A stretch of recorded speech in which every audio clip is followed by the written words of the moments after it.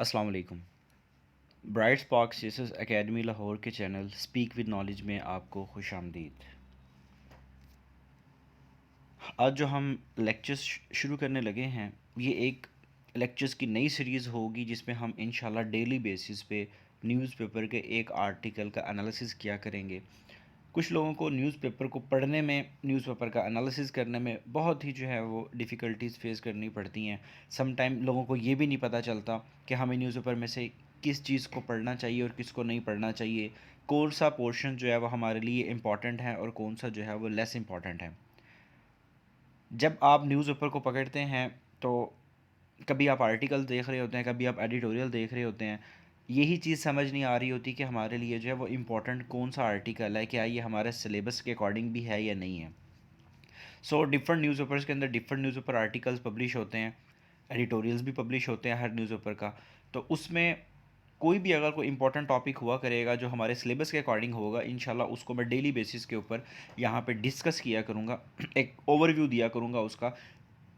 और उस ओवरव्यू से आपको ये हेल्प मिलेगी कि आपको एक डायरेक्शन मिल जाएगी कि आपने अपनी नोट्स मेकिंग कैसे करनी होती है, आपने न्यूज़पेपर को पढ़ना कैसे होता है, आपने उसमें से पॉइंट्स कैसे निकालने होते हैं, कौन सी चीज़ किस मकसद के लिए आप इस्तेमाल कर सकते हैं, आप पूरे आर्टिकल में से हेडिंग्स कैसे बना सकते हैं। ये वो चीज़ें हैं जो आपको बहुत ज़्यादा आगे जाके नोट्स मेकिंग में और सीएसएस के पेपर्स की तैयारी के दौरान जो आप मटेरियल यूज़ कर रहे होते हैं उसको फाइंड आउट करने में बहुत ज़्यादा हेल्प मिलेगी। मैंने जो करंट अफेयर्स के मेरे लेक्चर हैं, जो कि एक आप चैनल पे जाएँ तो अगर चैनल की प्लेलिस्ट पे मौजूद होंगे, वहाँ पे करंट अफेयर्स के लेक्चर में मैंने जो एनालिसिस दिया हुआ है, मैंने करिकुलम जो दिया हुआ है, वेरी फर्स्ट लेक्चर था जो मेरे करंट अफेयर्स का, वो आप देख सकते हैं। उसमें मैंने ये बात जो है वो डिटेल में बताई थी कि एफपीएससी हमेशा एक ही बात जो है वो अपनी रिपोर्ट में लिखता है कि लोग सब स्टैंडर्ड मटेरियल की वजह से फेल होते हैं। ये जो मार्केट्स में किताबें पड़ी हुई हैं करंट अफेयर्स की या डिफरेंट सब्जेक्ट की, ये सारी नेट से कॉपी पेस्ट हैं। इवन अगर आप इन बुक्स को देखें, इनके अंदर वो स्टैंडर्ड नहीं है। आप किसी के नोट्स देख लें अकेडमीज़ के, आपको वो नोट्स के अंदर क्वालिटी नहीं मिलेगी। वहाँ पे ये रीज़न बनती है जिसकी वजह से लोग आके फेल होते हैं। सो हम लोग इंशाल्लाह अब इसको डेली हैबिट बनाएंगे कि डेली बेसिस के ऊपर जो है वो एक न्यूज़पेपर का आर्टिकल जो है उसको एनालिसिस जो है आपको ज़रूर प्रोवाइड किया जाए। अगर आप इसका पीडीएफ अगर आप हासिल करना चाहते हैं तो आप ये लेक्चर सुनने के बाद मैं एक पासवर्ड बताऊंगा, उस पासवर्ड को आप मुझे बता के आप इसका पीडीएफ ले सकते हैं। आप हमारे व्हाट्सएप नंबर 033 जो कि यहाँ पे गिवन है ऐड में, 03336789416, आप इस व्हाट्सएप नंबर पे मैसेज करके पासवर्ड बता के आप उसका जो पीडीएफ होगा इस लेक्चर का वो आप ले सकते हैं। अच्छा जी, ये एक अनाउंसमेंट है यहाँ पे। हमारे पास एक हमारी जो मैडम है जो कि इंग्लिश का लेक्चर देती हैं, madam Halima Sadia Butt, International Islamic University और फाउंडेशन यूनिवर्सिटी ईफा इंटरनेशनल इस्लामिक यूनिवर्सिटी में जो है वो लेक्चर हैं। तो अगर आप उनको अपनी प्रेसेस एवेलुएट करवाना चाहते हैं तो उनकी 1000 रुपये फ़ीस है। टोटल 12 असाइनमेंट होती हैं एक महीने की, जिसमें प्रेसेस कंप्रीहेंशन ट्रांसलेशन जो है वो आपकी चेक की जाती हैं। तो आप जो है वो उसके लिए भी अपने आप को किसी भी वक्त रजिस्टर कर सकते हैं। अब हमारा जो टॉपिक है हम उसकी तरफ आते हैं। जो हमारा जो टॉपिक है वो ये है कि लोकल गवर्नमेंट सिस्टम जो है पाकिस्तान में, आपको पता है कि एक पूरा एक सिस्टम होता है जिसके ज़रिए जो है वो कंट्री को चलाया जा रहा होता है, ठीक है। उसके लिए जो है कौन से टायर जो है वो होते हैं, वो उसको हम आगे जाके देखेंगे। तो अब यहाँ पे हमारा जो टॉपिक होगा हम उसको डिस्कस करेंगे कि री empowering local government system. Pakistan में लोकल गवर्नमेंट सिस्टम मौजूद तो है, लेकिन उसको हमें रीशेप करने की ज़रूरत है, रिस्ट्रक्चर करने की ज़रूरत है, री इंजीनियरिंग करने की ज़रूरत है उसकी, ठीक है। रीशेप करेंगे उसको, हम री एम्पावर करेंगे तो हमें वो नताइज शायद मिल जाएँ जिसके लिए जो है वो हम अक्सर जो है वो कोशिश करते हैं कि पाकिस्तान तरक्की कर जाए। पाकिस्तान की जो तरक्की है, पाकिस्तान की जो प्रोग्रेस है, उसके जो मसाइल हैं उसको हल करने में हमारे लोकल गवर्नमेंट जो सिस्टम है उसका एक बहुत ही अहम किरदार है, जो है वो किरदार अदा कर सकता है वो, ठीक है। तो उसको हम देखते हैं कि ये किस तरीके से जो है हम अपने लोकल गवर्नमेंट सिस्टम को री एम्पावर कर सकते हैं और कौन सी ऐसी चीज़ें हैं जो इसको जो है वो अपना मकसद हासिल करने में जो उसमें रुकावट हायल कर रही हैं।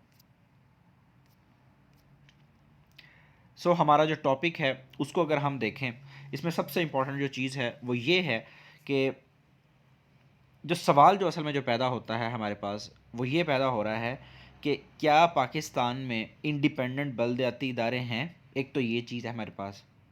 दूसरी बात ये है कि क्या जो बलदियाती इदारे हैं, क्या वो उस तरीके से काम कर रहे हैं कि जिस तरह उनको काम करना चाहिए। अब ये दो चीज़ें हैं।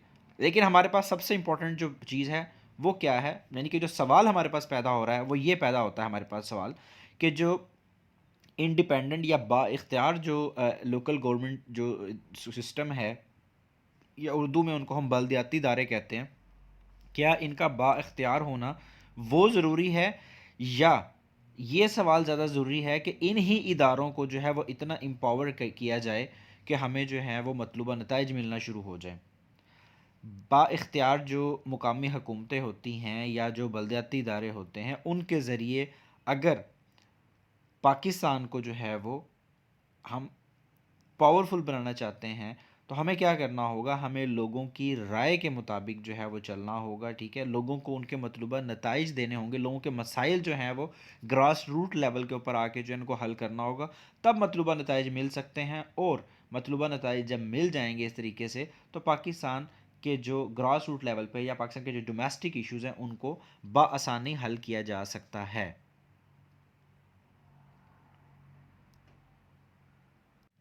जब भी कोई आपने टॉपिक तैयार करना होता है, उसके अंदर आप एक चीज़ जो है ना उसको ख़ास तवज्जो दिया करें कि मसला है क्या, मसला है क्या, और मसले का हल कैसे निकाला जा सकता है। उसके लिए आपको अपनी सोच को जो है वो थोड़ा चेंज करना पड़ेगा, अपनी अप्रोच को चेंज करना पड़ेगा। आप थोड़ा सा जो है ना वो चीज़ों को सोच के उनका हल निकालने की कोशिश किया करें। उसका हल जो है उसके अकॉर्डिंग अगर आप चीज़ों को तैयार करेंगे, तो ये इन टॉपिक्स को तैयार करना कोई इतना मुश्किल नहीं है।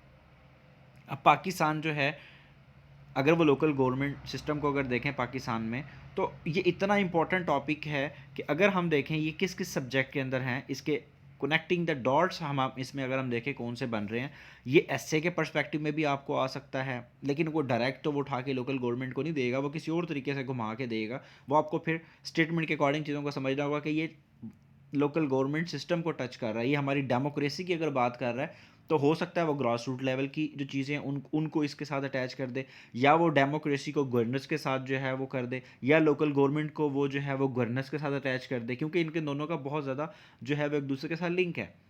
ठीक है, तो आपने इस तरीके से चीज़ों को सोचना होता है। तो आपके लिए एसए के लिए बहुत इंपॉर्टेंट है ये टॉपिक। आपके पास ये पाकिस्तान अफेयर्स में है, या आपके पास पॉलिटिकल साइंस में इवन ये टॉपिक मौजूद है, चाहे वो पीएमएस हो चाहे वो सीएसएस हो। पॉलिटिकल साइंस के सीएसएस और पीएमएस के दोनों के सिलेबस में लोकल गवर्नमेंट का जो टॉपिक है वो इतना इंपॉर्टेंट है कि तकरीबन हर 1-2 साल के बाद वो सवाल ज़रूर रिपीट कर रहा होता है। तो जब आपने कोई भी टॉपिक प्रिपेयर करना होता है, आपको सबसे पहले जो है ये से देखना चाहिए कि हमारे कौन कौन से सब्जेक्ट के टॉपिक्स में टॉपिक सब्जेक्ट का टॉपिक और कहाँ कहाँ पे ये मुझे हेल्प आउट करेगा। यानी कि आप टॉपिक एक तैयार करेंगे, लेकिन आपके वो 2-3 सब्जेक्ट के अंदर लाजमी जो है ना वो उसका लिंक बनता होगा। आपने इस तरीके से जो है वो चीज़ों को प्रिपेयर करना होता है। अब हम थोड़ा सा मज़ीद आगे बढ़ाते हैं अपने इस टॉपिक को। इस पे हम सबसे पहले तो ये देखेंगे कि जो लोकल गवर्नमेंट जो होती है वो आती किस जगह पर है। सबसे पहले तो ये है कि जो गवर्नमेंट का जो सिस्टम है पाकिस्तान में, वो एक्चुअली 3 टायर्स के ऊपर मुश्तमिल है। सबसे पहले फेडरल गवर्नमेंट होती है, जिसको हम सेंट्रल गवर्नमेंट भी कहते हैं या सेंटर भी बोलते हैं उसको हम, यानी कि फेडरल गवर्नमेंट जो इस्लामाबाद में हमारी जो है। उसके बाद दूसरा जो है हमारे पास जो है गवर्नमेंट किस किस्म की होती है, वो हमारे पास सूबाई सतह के ऊपर होती है। जो तीसरी गवर्नमेंट होती है हमारे पास पाकिस्तान में, वो लोकल गवर्नमेंट है। हम जो असल में डिस्कस कर रहे हैं, हमारा जो टॉपिक है वो ये नहीं है, बल्कि हमारा टॉपिक ये वाला है। हमने लोकल गवर्नमेंट के टॉपिक को हिट करना है, हमने लोकल गवर्नमेंट को आज डिस्कस करना है। हमने ये देखना है, जो कि मैंने पहले बात भी की है, मैंने आपसे यही चीज़ जो है वो बताई कि हमें सवाल यहाँ पे हमारे यहाँ पे पैदा हो रहा है कि क्या हमारे पास यहाँ पे जो इंडिपेंडेंट इदारे हैं, क्या उनकी बात हमने करनी है, क्या उनको बनाने की बात करनी है, या जो हमारे पास जो बलदियाती इदारे मौजूद हैं उनको री एम्पावर करने की ज़रूरत है। ये हमारा जो है वो मेन टॉपिक है। आगे बढ़ते हैं, हम देखते हैं। सबसे पहली बात तो ये है कि हमें ये देखना चाहिए कि लोकल गवर्नमेंट सिस्टम जो है उसकी हमें ज़रूरत क्यों पेश आती है, क्यों ज़रूरी है। देखें, पाकिस्तान में आबादी बढ़ रही है, अर्बनाइजेशन भी हो रही है, ये भी एक ओवर पॉपुलेशन, अर्बनाइजेशन, ये भी बहुत इंपॉर्टेंट टॉपिक्स हैं। अब अगर देखा जाए पंजाब की आबादी ही अगर आप देख लें, तकरीबन 10-11 करोड़ आबादी है पंजाब की। अगर ये मुल्क होता, अगर ये सूबा ना होता, अगर इसको एक एज ए कंट्री आप देखें इसकी आबादी को, तो दुनिया का 13वां बड़ा मुल्क हो सकता था ये। इतनी यानी कि ज़्यादा आबादी है। अब उसको मैनेज करना कोई इतना आसान तो नहीं है। आपने पार्टीशन ऑफ बंगाल के बारे में पढ़ा हुआ है ना। बात ये भी होती है कि पाकिस्तान को जो है ना वो एडमिनिस्ट्रेटिव बेसिस पे या कुछ जो है ना वो डिफरेंट जो है वो पर्सपेक्टिव में बात होती है कि इसको पंजाब को भी डिवाइड कर दिया जाए, जनूबी को अलहदा कर दिया जाए, बाकी इलाके को अलहदा कर दिया जाए, सूबे बनाए जाएँ ज़्यादा से ज़्यादा। ये भी एक बहुत इंपॉर्टेंट टॉपिक है हमारा सीएसएस में, अक्सर पेपर में आया हुआ है, पीएमएस में भी आया हुआ है। अब 2018 के जब इलेक्शन हुए थे, कौन सी गवर्नमेंट आई? पाकिस्तान तहरीक इंसाफ आई। उसने पंजाब के जो बलदियाती इदारे थे आकर उनको फ़ौरन ख़त्म कर दिया और उसके बाद कहा जी हम एक नया सिस्टम लेकर आएंगे, हम कानून साजी करेंगे, ठीक है, और उसके बाद जो हम नए इंतखाबात जो हैं वो करवाएंगे। लेकिन उन्होंने क्या किया, ऑर्डिनेंस के ज़रिए तकरीबन 1.5 ईयर जो है उसमें उसको तसीह दी और उसके बाद जो है ना तो इस्तिलाहात हुई, ना तो रिफॉर्म्स हो सकी, और ना ही जो देखें जो लोकल गवर्नमेंट सिस्टम के जो लोकल गवर्नमेंट सिस्टम होता है, जो बलदियाती इदारे होते हैं, उसमें जो लोग आते हैं लोकल बॉडीज़ के इलेक्शन के बाद जो लोग आते हैं वो आवाम के नुमाइंदे ही होते हैं ना, और वो ग्रास रूट लेवल के ऊपर काम करने के लिए आते हैं। उनको जो है वो मौका ही नहीं मिल सका कि वो काम कर सकें कि डोमेस्टिक इश्यूज़ को या जो हमारे जो गली मोहल्ले के या छोटे जो इश्यूज़ हैं उनको जो है वो हल किया जा सके। अब पंजाब हुकूमत अब तक नए जो बलदियाती निज़ाम की अगर बात करें और इसको जो रिफॉर्म्स की बात करें तो अब तक इन्होंने तकरीबन 3 ड्राफ्ट जो हैं वो पेश किए हैं और एक को जो है वो पंजाब असम्बली से जो है वो पास भी करवाया, लेकिन उसके बाद उसके अंदर जो है वो कोई ना कोई तरमीम करते रहे हैं। लेकिन हुआ फिर क्या है, जो इन्होंने तरामीम की हैं उसके अंदर अमेंडमेंट्स की हैं, जो जो इन्होंने तरामीम की उसको जो है वो चैलेंज किया गया। सुप्रीम कोर्ट के अंदर केस हुआ कि हम जो हैं वो एक नुमाइंदे हैं, हम लोग जो है वोट लेकर आए हैं, हमें बहाल किया जाए, इन्होंने हमें जो है ना वो मतलब काम करने से रोका हुआ है। तो सुप्रीम कोर्ट ने इसके ऊपर जो है वो एक्शन लिया, सुप्रीम कोर्ट के अंदर केस चला और सुप्रीम कोर्ट के अंदर इवन इस जो इन्होंने नया मसूदा तैयार किया, नया जो कानून बनाया, उसकी शिक नंबर 3 जो है उसके ऊपर एतराज़ लगा दिया और उसको 58(2) भी उस उसके मुताबिक करार दे दिया और फिर ये हुक्म दिया कि इसको बहाल कर दे। ये मार्च की बात है, ये मार्च की बात है, मार्च में इसको बहाल करने का हुक्म दिया गया। लेकिन अदालत का हुक्म आने के बावजूद इसके ऊपर जो है गवर्नमेंट अमल नहीं कर सकी, जिसकी वजह से अब सुप्रीम कोर्ट ने दोबारा हुक्म दिया तो अब ये बहाल हुए हैं और अब किया क्या गया है, इसके ऊपर तहकीक हो रही है कि क्या वजह है कि जिसकी वजह से ये सब कुछ होता है और लोकल गवर्नमेंट जो सिस्टम है उसको क्यों जो है वो स्टॉप किया गया है। अगर हम देखें पाकिस्तान के आर्टिकल 140A की बात करें, कॉन्स्टिट्यूशन ऑफ पाकिस्तान 1973 के कॉन्स्टिट्यूशन की बात करें, वो क्या इंश्योर करता है? वो इंश्योर करवाता है कि जो हमारे जो सूबाई सतह के ऊपर जो गवर्नमेंट है उसने क्या करना है, उसने डिस्ट्रिक्ट लेवल के ऊपर जो है वो लोकल गवर्नमेंट्स बनानी है। ये इनकी ज़िम्मेदारी है, इनकी ज़िम्मेदारी में शामिल है ये। आपने क्या करना है यहाँ पे, आपने ये चीज़ याद रखनी है,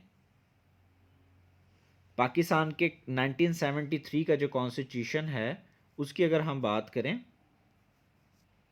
1973 का जो आइन है उसके मुताबिक अगर हम देखें उसका आर्टिकल 140A हमें क्या कहता है कि जो सूबाई गवर्नमेंट है उसने डिस्ट्रिक्ट लेवल के ऊपर तंजीम साजी करनी है, उसने गवर्नमेंट्स बनानी है ताकि ग्रास रूट लेवल के ऊपर जो है वो एक नुमाइंदे हों और वो काम कर सकें।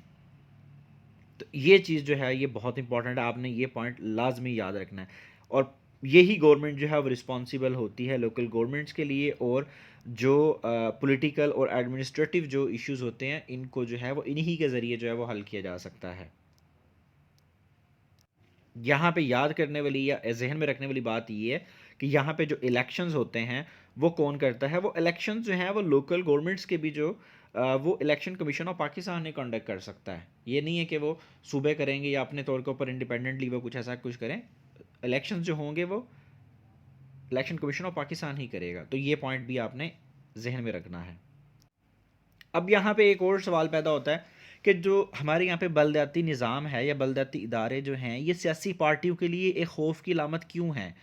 क्यों ऐसा होता है कि जब भी पाकिस्तान में डिक्टेटर आते हैं, ठीक है, हमारे यहाँ पे मार्शल लॉ आते हैं या कोई आर्मी पर्सन आके जो है वो ओवरटेक करता है, तो उनके होते हुए यहाँ पे बलदियाती निज़ाम बिल्कुल ठीक काम करता है। जैसे ही हमारे सियासतदान आते हैं तो क्या होता है कि इसको बलदियाती इदारों को ख़त्म कर दिया जाता है, उनका निज़ाम ही नहीं चल पाता। तो ये चीज़ जो है हमारे यहाँ पे क्यों है, इसकी वजह ढूंढना, इसको फाइंड आउट करना बहुत ज़रूरी है। हालांकि अगर देखा जाए बलदियाती इदारे जो हैं इनकी मदद से सियासी पार्टियां जो अपने आप को अपना एक बाजू बना सकती हैं, मजबूत बाजू बना सकती हैं इस इदारे को। अपने एमएनए एमपीए जो हैं उनके ऊपर उनका निहिसार कम हो सकता है, उनको जो है वो बड़े अच्छे तरीके से चीज़ों को लेके वो चल सकते हैं, लोगों तक जो है उनकी एक्सेस बड़ी आसानी से हो सकती है और लोगों के मसाइल भी बड़ी आसानी से इस तरह ग्रास रूट लेवल पे हल हो सकते हैं। लेकिन ऐसा नहीं हो पा रहा। हालांकि 18 जो अमेंडमेंट जो है पाकिस्तान के कॉन्स्टिट्यूशन में हुई थी 2010 में, ठीक है, पीपल्स पार्टी की जब गवर्नमेंट थी, उसमें यही चीज़ कही गई थी कि सूबों को मजबूत किया जाए। सूबों को मजबूत करने के लिए यही एक तरीकाकार था कि सूबे इस तरीके से ही मजबूत हो सकते थे। लेकिन अफसोस की बात यह कि पाकिस्तान में ऐसा अब तक नहीं हो सका। पाकिस्तान में जो लास्ट इलेक्शन हुए हैं, अगर पंजाब में ही बात कर लें अगर, तो वो फेजेस वाइज हुए थे, ठीक है, 15 और 16 में हुए हैं। लेकिन उसको जो है आपको, जैसे कि मैंने बात की है कि उसको ख़त्म कर दिया गया और इसकी जो टर्म थी 5 साल थी, ठीक है, 2017 से लेके 31 दिसंबर 2021 उनकी डेट ख़त्म हो जाएगी। इवन इस बात पे भी केस किया गया है, जो बलदयाती इदारे जो हैं, जो बलदयाती नुमाइंदे हैं, जो लोकल बॉडीज़ के इलेक्शन जीत के जो नुमाइंदे आए थे, उन्होंने दोबारा सुप्रीम कोर्ट से रजू किया जब उनको बहाल किया गया, लेकिन उनकी डेट जो है उसको एक्सटेंड नहीं किया जा रहा। तो ये चीज़ें जो हैं हमारे यहाँ पे जो मसाइल हैं इनको समझना बहुत ज़रूरी है। और ये जो इलेक्शंस हुए थे ये पंजाब लोकल गवर्नमेंट एक्ट 2013 के अकॉर्डिंग जो हुए थे, लेकिन इनको बाद में जो है वो डिज़ोल्व कर दिया गया, ख़त्म कर दिया गया। तो ये चीज़ें हमारे लिए समझना बहुत ज़रूरी है, इसकी ज़रूरत क्यों पेश आई, और लोकल गवर्नमेंट सिस्टम और पाकिस्तान जो है उसको जो है इस कम्बिनेशन को समझना बहुत ज़रूरी है। अब हम देखेंगे यहाँ पे कि लोकल गवर्नमेंट सिस्टम जो है उसकी इंपॉर्टेंस क्या है, इसके क्या एडवांटेज हो सकते हैं यहाँ पे, ये चीज़ समझना बहुत ज़रूरी है। सबसे पहले हम ये देखेंगे कि इसकी इसकी इंपॉर्टेंस क्या है पाकिस्तान में। देखिए, सबसे पहली बात तो ये है कि ये हेल्प करता है कि लोग डायरेक्टली पार्टिसिपेट कर सकते हैं डिसीजन मेकिंग के अंदर। लोगों का कांटेक्ट होता है, ठीक है, जो नुमाइंदे होते हैं उनके साथ एक डायरेक्ट कांटेक्ट होता है। आपके गली मोहल्ले से कोई चेयरमैन बनता है या कोई आपका जो है वो नुमाइंदा होता है, आप उसके पास जाके बात कर सकते हैं, आप उसके साथ जो है उसको मशवरा दे सकते हैं, आप जो है मिलजुल के आप काम कर सकते हैं कोई भी। इसके अलावा आप देखें पावर को जो है वो डिसेंट्रलाइज किया जा सकता है, ये भी बड़ा इंपॉर्टेंट पॉइंट है। इसके अलावा जो है जो सेंट्रल गवर्नमेंट है, यानी कि जो फेडरल गवर्नमेंट है, उसका बर्डन बहुत ही कम हो सकता है। बल्कि जो सेंट्रल गवर्नमेंट जो है अब 18 अमेंडमेंट के बाद वो अपना बर्डन कम कर चुकी है।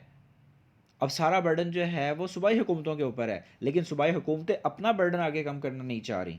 ये सबसे इंपॉर्टेंट चीज़ है। इसके अलावा अगर आप देखें हमारा जो डेमोक्रेसी जो है वो उसको मजबूत किया जा सकता है, जमहूरी निज़ाम को जो है वो बहुत ही ज़्यादा मजबूत किया जा सकता है। इसके अलावा क्या हो सकता है, विमेन की पार्टिसिपेशन बढ़ सकती है। विमेन की ही बात नहीं की जा सकती यहाँ पे, इवन जब माइनॉरिटी की बात की जा सकती है। और इवन जो है जैसा कि अगर आपने देखा हो, एक लेबर डिपार्टमेंट, लेबर भी होते हैं, अगर उनका भी एक नुमाइंदा बनता है, उनकी भी आवाज़ आगे जा पहुँच सकती है, उनके भी मसाइल को जो है वो हल किया जा सकता है। लोकल बॉडीज़ इलेक्शंस के थ्रू ग्रास रूट लेवल के ऊपर जो मसाइल हैं उनको बड़ी आसानी से हल किया जा सकता है, लोगों की आवाज़ जो है वो सुनी जा सकती है।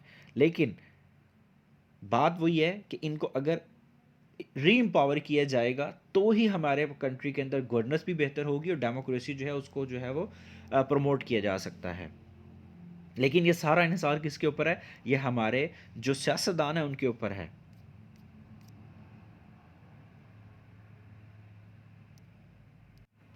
अब ये चीज़ हमें बड़ी आसानी से पता है कि जो लोकल लोग होते हैं, जो नीचे ग्रास रूट लेवल के ऊपर लोग होते हैं, उनको बेसिक चीज़ों का पता होता है, उनको पता होता है कि कहाँ कहाँ पे क्या क्या फ्लॉज हैं। वो उनको हल करवाने के लिए इन नुमाइंदों के पास अगर जाएं और अपने मसाइल को हल करें करवाएं, तो इस तरीके से क्या हो सकता है, उनकी आवाज़ सुनी जा सकती है, वॉइस ऑफ द वॉइसलेस बन सकता है ये चीज़। लेकिन बात यही है कि इन नुमाइंदों को जो बहाल किया गया वो इतना लेट किया गया है कि जो एक प्लान किया गया था वो तकरीबन जो है वो उसके ऊपर अमल नहीं हो सका। इसका सबसे बड़ा जो फ़ायदा है, जो जो मेरे नज़दीक, वो ये है कि आपके कंट्री को बहुत ही ज़्यादा स्ट्रॉन्ग और जो है ना उसके अंदर यूनिटी कायम की जा सकती है।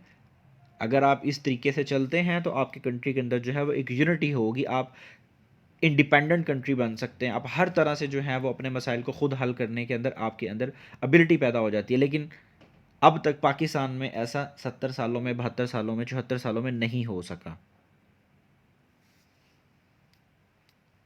आगे चलते हैं जी हम।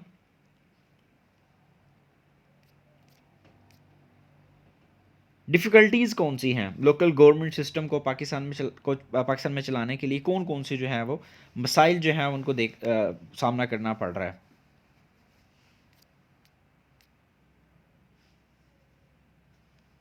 कहा यह जाता है कि जो प्रोविंसेस हैं उन्होंने जो सिग्निफिकेंट पावर जो है वो लोकल गवर्नमेंट को प्रोवाइड ही नहीं की। ये बिल्कुल बात ठीक है। हमारे यहाँ पे जो जमहूरी सिस्टम है उसने आज तक बल्दियाती इदारों को तस्लीम ही नहीं किया सही तरह से। मैंने बताया है कि डिक्टेटर आए हैं तो और हालात हैं। डिक्टेटर जब आते हैं यहाँ पे तो लोकल बॉडीज़ जो हैं वो बड़ी आसानी से काम करते हैं, सियासतदान आते हैं तो नहीं करते। लोगों के पास उनका जमहूरी हक है ये, ठीक है, कि वो इंतखाबात के ज़रिए लोगों को जो है वो चूज़ करें और उनको लेकर आएँ। लेकिन लोगों तक जो है, अवाम तक जो है वो चॉइस जो है बड़ी महदूद कर दी गई है। सबसे बड़ी अफ़सोस की बात ये है कि हमारी जो अवाम है उसका भी इसमें कसूर है। वो भी इस डिफ़िकल्टी के अंदर जो है वो शामिल है कि वो आवाज़ नहीं उठा रहे। ये सिर्फ़ हक़ सियासी जमातों का नहीं है, बल्कि लोगों को भी चाहिए कि वो इस तरह जो है वो अपनी आवाज़ उठाएँ, ताकि जो है उनको उनका हक़ मिल सके। उनकी जो ग्रास रूट लेवल के ऊपर उनके जो मसाइल हैं उनको वो आगे लेकर आ सकें, वो अपनी बातें मनवा सकें। अगर हमारी सियासी जमातों की तरफ गौर अगर किया जाए तो हमारी जो सियासी जमातें हैं वो मेरे ख़्याल से ख़ुद इस किस्म के जो है वो मसाइल में दुचार हैं कि उनको खुद समझ नहीं आती कि हमने करना क्या है, हमने किस तरीके से जो है अपनी चीज़ों को लेके चलना है। वो क्या करते हैं, सिर्फ एक इलेक्शन सीज़न के ऊपर जो है वो तवज्जो देते हैं। रिसोर्सेज वो ना होने के बराबर हैं। इलेक्शंस जब आते हैं बस उसके बाद जो है वो उसी के ऊपर फोकस करते हैं और कोशिश क्या करते हैं, वो कोशिश ये करते हैं इलेक्टेबल्स के ज़रिए जो है वो गवर्नमेंट बनाई जाए। इलेक्टेबल्स के ज़रिए जब गवर्नमेंट बनाई जाएगी तो उनको जो है वो अपने मफाद अजीज़ होते हैं, उनको लोगों की भी परवाह नहीं होती, उनको जमहूरियत की भी परवाह नहीं होती, उनको ये भी नहीं पता होता कि हमने चीज़ों को जो है वो किस तरह लेके चलना है। अगर इलेक्टेबल्स की बात की जाए तो ये आइडियोलॉजी को ही ख़त्म कर दे। सियासी जमातों की जो आइडियोलॉजी है वो उसको छोड़ के इलेक्टेबल्स के ज़रिए गवर्नमेंट बना लेते हैं। उस तरीके से बेसिक जो डेमोक्रेटिक स्ट्रक्चर जो है वो उसको तबाह कर देती है ये चीज़। फिर उसके बाद यहाँ पे सबसे बड़ा मसला जो है वो ये है कि बलदियाती इलेक्शंस जो हैं वो कभी भी रेगुलरली नहीं हुए, उसकी वजह से भी इस स्ट्रक्चर को जो है बहुत नुकसान हो रहा है। अगर ये चीज़ इस स्ट्रक्चर लोकल गवर्नमेंट सिस्टम का दबाव हो रहा है तो इस चीज़ का नुकसान ऑटोमेटिकली आपकी गवर्नेंस को और आपकी डेमोक्रेसी को हो रहा है। इसके ऊपर बात करना बहुत ही ज़्यादा ज़रूरी है। सियासतदान हमेशा क्या करते हैं, एक शॉर्टकट निकालने की कोशिश करते हैं। उनको इससे वक्ती तो फ़ायदा हो जाता है, लेकिन अगर ओवरऑल देखा जाए हमारा जो जमहूरी निज़ाम है वो खोखला होकर रह गया है। इन्होंने उसकी बुनियाद जो है उसको खोखला करके रख दिया है।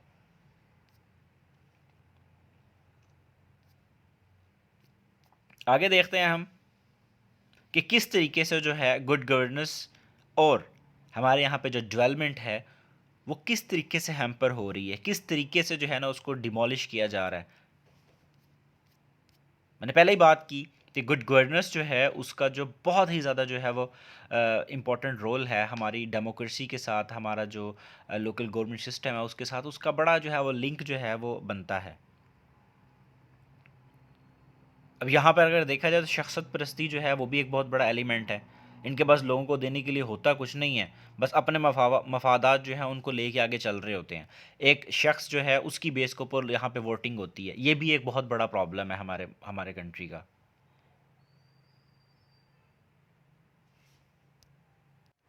सो यहाँ पे आपको गवर्नेंस को समझने की ज़रूरत है कि गवर्नेंस जो है that is actually made up of the political and institutional process through which decisions are taken and implemented. तो जो हमारी जो गवर्नेंस सिस्टम जो है उसकी ख़राबी की वजह भी मेरे ख़्याल से यही है, लीडरशिप का फुकदान है, या हमारे यहाँ पर जो है वो चीज़ों को उस तरीके से लेके नहीं चला जा रहा जिस तरीके से जो है वो चलना चाहिए था। अगर आप चाहते हैं कि आपके कंट्री के अंदर जो है वो गुड गवर्नेंस हो तो उसके लिए आपको वैसे इफ़ेक्टिव स्टेप्स लेने पड़ेंगे। आपको अकाउंटेबिलिटी रखनी होगी, आपको ट्रांसपेरेंट सिस्टम जो है वो रखना होगा, आपको जो है वो चीज़ों को रूल के मुताबिक लेके चलना पड़ेगा। और अगर आप ऐसा करेंगे तो आपका कंट्री जो है वो बिल्कुल ठीक चलता रहेगा। आपका कंट्री प्रोग्रेस करेगा। लेकिन अगर आप इन चीज़ों को छोड़ देंगे तो आपकी कंट्री के अंदर जो है गुड गवर्नेंस जो है वो बैड गवर्नेंस के अंदर बदल जाएगी। जब वो बैड गवर्नेंस के अंदर बदलेगी तो उसकी वजह से फिर बहुत से एलिमेंट्स आपको फेस करने पड़ते हैं। आपको फिर करप्शन जैसा जो है वो नासूर उसको फेस करना पड़ता है सबसे पहले, और जो कि हम कर भी रहे हैं। अगर हम लोकल गवर्नमेंट सिस्टम जो है, ठीक है, उसको प्रमोट करते हैं तो उसके ज़रिए लोकल गवर्नेंस जो है हमारी बहुत बेहतर हो सकती है, जो कि एक वाइटल रोल प्ले कर सकता है। एक हमारे जो सोसाइटी है उसके अंदर जो लॉ एंड ऑर्डर की सिचुएशन है उसको भी जो है वो हम इम्प्रूव कर सकते हैं। इसके ज़रिए हम जो है वो ग्रॉस रूट लेवल के ऊपर जो इकोनॉमिक डेवलपमेंट कर सकते हैं। हम जो है वो एडमिनिस्ट्रेटिव जो स्ट्रक्चर है उसको बेहतर कर सकते हैं। उसके बाद हमारे पास यहाँ पे जो सोशल इश्यूज़ हैं उनको बड़े अच्छे तरीके से जो है वो हम ठीक कर सकते हैं। लेकिन ये सब कैसे होगा? ये तभी होगा जब हम जो है वो प्रॉपर एक मैकेनिज़्म के ज़रिए जो है वो काम करेंगे। अगर हम री एम्पावर करेंगे लोकल गवर्नमेंट सिस्टम को, उसकी रीशेपिंग उसको अगर हम कर देंगे तो तब ऐसा पॉसिबल हो सकता है। गुड गवर्नेंस जो है वो क्यों इंपॉर्टेंट है? वो इसीलिए इंपॉर्टेंट है क्योंकि लोकल लेवल के ऊपर जो है वो लोगों को उनकी आवाज़ जो है वो सुनी जाती है, उनके मसाइल जो हैं वो हल किए जा सकते हैं, और डेली बेसिस के ऊपर जो है वो इंट्रैक्शन हो सकता है उनका अपने नुमाइंदों के साथ। लेकिन पाकिस्तान में अगर देखा जाए तो लोकल गवर्नमेंट सिस्टम कहाँ पर है? कौन जो है इस वक्त लीड कर रहा है? अब हमें ये भी देखना होगा। हमें पार्टी और इन सब चीज़ों को देखते हुए थोड़ा सा सोचने की ज़रूरत है। हमें ये देखने की ज़रूरत है कि क्या टाइगर फोर्स सब्स्टिट्यूट हो सकता है लोकल गवर्नमेंट सिस्टम का? जब कोरोना आया था पाकिस्तान में, हमें इस चीज़ के ऊपर जो है वो थोड़ा सा सोचने की ज़रूरत है। ये एक यहाँ पे अनाउंसमेंट है सुपर क्लास की। अगर आप हमारी सुपर क्लास ज्वाइन करना चाहते हैं जिसमें आपको न्यूज़पेपर के आर्टिकल का एनालिसिस करना सिखाया जाएगा, आपको एक टॉपिक के ऊपर लेक्चर प्रोवाइड किया जाएगा, और उसका जो है फिर स्टडी मटेरियल दिया जाएगा। साथ में आपको नोट्स प्रोवाइड किए जाएंगे, कुछ टॉपर्स के या कुछ उन स्टूडेंट्स के जो मेरे पास ऑलरेडी पढ़ के जा चुके हैं। वो सैम्पल्स के तौर पे आपको दिए जाएंगे। उससे आपको नोट्स मेकिंग करने में, आपको अपने नोट्स बनाने में और बाकी सब चीज़ों के अंदर बहुत ज़्यादा हेल्प मिलती है। तो ये पर सब्जेक्ट 2000 रुपीज़ जो है इसकी फ़ीस होती है। इसमें आपको जो है वो नोट्स मेकिंग, आपको लेक्चर्स भी मिलेंगे करंट अफेयर्स के, ठीक है, और पाकिस्तान अफेयर्स की अलग-अलग इनकी फ़ीस होगी। इसमें जो है आप क्या कर सकते हैं, आप इसमें आपको न्यूज़ आर्टिकल का एनालिसिस करना, उसमें से पॉइंट्स निकालना, नोट्स मेकिंग करना, बाकी हर चीज़ सिखाई जाती है। साथ में आपके टेस्ट भी होते हैं, पास पेपर्स का जो क्वेश्चंस हैं उनको अटैम्प्ट करने की टेक्निक्स, पेपर अटैम्प्ट करने की टेक्निक, ये सब कुछ सिखाया जाता है। ये जो है कम से कम 2 3 3 4 महीने का एक कोर्स होता है। अगर आप ये कर लें तो आपको हर सब्जेक्ट के अंदर जो है काफ़ी ये हेल्प आउट कर सकता है। ये ऑनलाइन भी होता है, ये फिजिकली भी होता है, आपकी मर्ज़ी, आप जिस तरीके से भी करना चाहें। ठीक है जी, हम लोग बात कर रहे थे कि इसका ज़िम्मेदार कौन है? अगर अब देखा जाए मौजूदा जो हालात हैं, अब जो है 2021 की अगर हम बात करें तो इस टाइम जो गवर्नमेंट को जो लीड कर रही है पार्टी, वो खैबर पख्तूनख्वा में और पंजाब में वो पीटीआई है, ठीक है। पीटीआई जो है वो आपको पता है कि बलूचिस्तान में भी जो है वो एक यानी कि मिल के जो है वो गवर्नमेंट चला रही है। और उसके बाद बल्दिस्तान में अगर देखें वहाँ पे भी उन्होंने इलेक्शन जीते थे, लेकिन बलदियाती इदारों का नाम जो है कोई भी नहीं ले रहा। बलदियाती इदारे जो हैं उनकी बात कोई भी नहीं करता। तो इसका मतलब है कि गवर्नमेंट को इसके बारे में सोचने की ज़रूरत है। इसमें सिर्फ सेंटर का ही कसूर नहीं है। अब जो है 18th अमेंडमेंट के बाद जो सारी पावर जो है वो सूबों को दे दी गई है। अब ये सूबों का काम है कि वो चीज़ों को जो है वो आगे लेके चले। सो मैटर ऑफ द कंसर्न जो है वो मेजर यही है कि कोई भी जो है ऑफिशियल या कोई भी जो है एमएनए एमपी जो है उसके लिए आवाज़ नहीं उठा रहा। इवन हमारी जो आवाम है वो मेरे ख्याल से उनका भी उतना ही कसूर है जितना कि बाकी लोगों का, सियासतदानों का कसूर है, क्योंकि वो भी अपने हकूक़ के लिए आवाज़ नहीं उठाते। आगे चलते हैं, हम देखते हैं कि लोकल बॉडी के जो इलेक्शन है उनको जितना डिले किया जा रहा है, ठीक है, उससे क्या हो रहा है, गुड गवर्नेंस और डेवलपमेंट जो है उसको नुकसान पहुंच रहा है। ये हम लोग पहले भी बात कर चुके हैं। अब हमें वे फॉरवर्ड देखना होगा। वे फॉरवर्ड के अंदर हम लोग डिस्कस करेंगे कुछ ऐसी चीज़ों को जिसके ज़रिए जो है इसको री एम्पावर किया जा सकता है।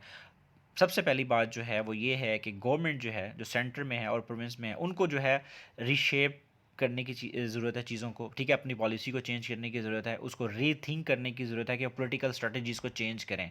अपने मफादात को छोड़ के मुल्क की मफादात जो हैं उनको देखें, ठीक है। लोगों की भलाई के लिए जो है वो सोचें। अपनी जो आइडियोलॉजी है उसको छोड़ के उस चीज़ के ऊपर काम करें जो लोगों की फ़लाह के लिए ज़रूरी है। लोगों का जिसके अंदर फ़ायदा है, ग्रास रूट लेवल के ऊपर जो एक गरीब इंसान को जो मसाइल जो है वो देखने पड़ रहे हैं, उसकी जो है वो सोचने की ज़रूरत है। इलेक्शंस जो हैं ये रेगुलरली होने चाहिए, इन नुमाइंदों को जो है प्रॉपर जो है वो इनको पैसे मिलने चाहिए, ठीक है, इनको इतनी रकम मिलेगी तो ये काम कर सकते हैं, अदरवाइज़ ये नहीं कर सकते। अब अगर इनको कुछ अरसे के लिए बहाल किया गया है तो इसके लिए जो है इनको फंडिंग जो है वो की जाए, इनको है प्रॉपर प्रॉपर जो है वो इनको ऑफिस दिए जाएँ, जब इनको प्रॉपर ऑफिस दिए जाएंगे तो ये काम कर सकते हैं। हमें इस बात का बखूबी अंदाज़ा है कि जो जितनी भी पार्टीज़ हैं उनके अपने पॉलिटिकल इंटरेस्ट होते हैं। हर पार्टी जो अपने पॉलिटिकल इंटरेस्ट को देखते हुए सारा कुछ करती है और डिफरेंट टैक्टिक्स यूज़ करती है, वो डिले करती जाती है इन चीज़ों को। लेकिन ये चीज़ पाकिस्तान के लिए बहुत ज़्यादा नुकसानदेह है, पाकिस्तान की डेमोक्रेसी के लिए, पाकिस्तान का जो डेमोक्रेटिक स्ट्रक्चर है ये उसके लिए बहुत ज़्यादा नुकसान है। और इवन जो हमारे जो लोग हैं, ठीक है, उनके अंदर जो है एक इस तरह का जो है वो इनका माइंडसेट बन जाता है कि फिर वो एक मर्तबा एक पार्टी को वोट देते हैं, अगली मर्तबा फिर किसी और को देते हैं, फिर किसी और पार्टी को देते हैं। एक माइंडसेट ही हमारा जो है वो एक जगह के ऊपर फिक्स नहीं हो रहा। हम लोग जो है वो बारियाँ लगा के बैठे हुए हैं, हम लोग आवाम खुद उसके ज़िम्मेदार हैं। हम लोगों ने उनकी बारियाँ लगाई हुई हैं। हमें यही नहीं याद रहता कि आज से 10 साल पहले या 5 साल पहले जब ये गवर्नमेंट आई थी तो इसने क्या किया था। अभी अगर पीटीआई ये काम नहीं कर रही, महंगाई हो रही है, चीज़ें बढ़ रही हैं, ग्रास रूट लेवल के ऊपर हमारे मसाइल नहीं हल हो रहे, हम अब नेक्स्ट इलेक्शंस के अंदर इनको शायद वोट नहीं देंगे, हम किसी और को दे देंगे, फिर उसके बाद फिर उसको छोड़ के किसी और को दे देंगे। इन चीज़ों के ऊपर हमें काम करने की ज़रूरत है। और ये सब चीज़ें कैसे हो सकती हैं, ये काम हमारे जो पॉलिटिशियंस हैं उन्हीं के ही करने के ये काम है।